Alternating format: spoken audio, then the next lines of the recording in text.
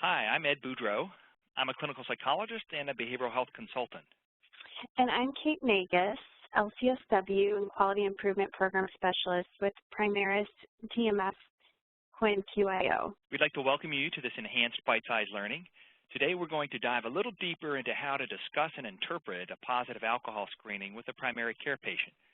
We will include a little bit on handling mildly resistant patients who minimize their use or who do not realize their use is above low-risk drinking guidelines. This continues our how-to series on alcohol screening. So let's begin. When interpreting alcohol screening, it's useful to keep in mind these three key elements. Number one, segue to discussion. The screening is simply a segue into a discussion about alcohol use, health, and risk. It's not a diagnosis and should not be interpreted as meaning the patient is an alcoholic or a problem drinker. Number two, elicit, provide, elicit. It is often useful to gain a bit of information from the patient, provide some additional information, feedback, or education, and then elicit the patient's response to the information that you just provided. This promotes discussion and is patient-centered. Point number three, use tools to help with education. It's often useful to have some tools to help structure the education, like brochures or a card, make sure you have them handy. Even if people don't have a strong interest in changing their alcohol use, it's useful to review a few guidelines in a non-threatening way. So in the rest of the presentation, we show a scenario that reflects a common workflow in primary care. It starts with a simple frontline screener that's verbally administered and then progresses to a follow-up discussion that's not highly structured. Okay, we'll start with our scenario. I'm playing the role of the physician, and Kate will play the role of the patient.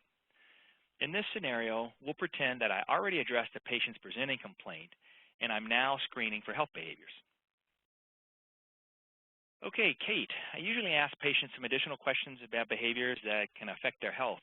Do you mind if I ask you a few questions? Sure, ask away. All right, great. So alcohol can sometimes affect people's health, so I'm interested in your alcohol use in the past year. About how many times in the past year have you had 4 or more drinks in a day? Well, I don't really drink much. I don't know. I guess I'm not sure, really. Oh, sure, no problem. That's common.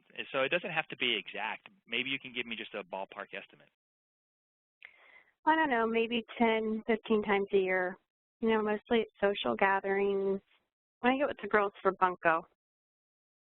Okay, I see. So when you do drink, on days that you do drink, what do you usually drink? Well, like I said, I don't drink much. But I suppose I drink white wine when I do. Every once in a while I'll drink the cider ale that my daughter serves. Okay. So I wonder if you can tell me, on average, how many drinks do you have per week? I suppose it varies. Sometimes nothing at all, sometimes 2 or 3 days in a row, when we're on vacation or something. I suppose every once in a while it could be a couple bottles of wine in the same week. Okay, so it kind of ranges, it sounds like, from 0 drinks to a couple of bottles of wine per week. So sometimes people will report that they drink more than they really wanted to, or they feel like they should cut back. Have you ever felt that way? Not really. I really don't drink all that often. Maybe every once in a while I'll have a little too much and say something I shouldn't, but that doesn't happen all that often. Okay, well that's good. It doesn't happen very often. Can you tell me a little bit more about it, like when that happens? What are the situations? Well, I was at my brother Carl's house on Thanksgiving, and I guess I had a glass too many. I told my sister-in-law she couldn't cook worth a darn. Maybe that's harsh, but she's a terrible cook. Everybody knows it. Everybody just scoots their food around the plate, make it look like they ate it, but nobody's full enough to eat anything Marla makes. Okay, well that sounds like an uncomfortable situation. So maybe every once in a while you might drink a little bit too much, and you may speak your mind and say something that you wouldn't have said if you hadn't been drinking. So I think that's also kind of common. Is there anything else, any other times when you might regret something you've said or done while you were drinking? Oh, I mean, not that I can recall. Okay. Well, that's good. Do you have any desire to change your drinking in any way? No, not really. I mean, I have some family who have drinking problems, but that's not me. It's never really caused me any problems. I got a good handle on it. All right, Kate. Well, I really appreciate you talking with me and being so frank in your answers. It sounds like you feel like your drinking is under control and it isn't causing major problems for you right now, which is really good news. I have just a little bit more information for you that I review with all my patients who drink, even if they don't have an alcohol problem. So most people don't really realize it, but there's been a lot of research to identify guidelines on drinking that helps people to avoid having alcohol-related problems down the road. So have you ever seen or heard anything on low-risk drinking guidelines? Like I said, I'm not much of a drinker, and I mean, I know not to drink too much on a daily basis, you know.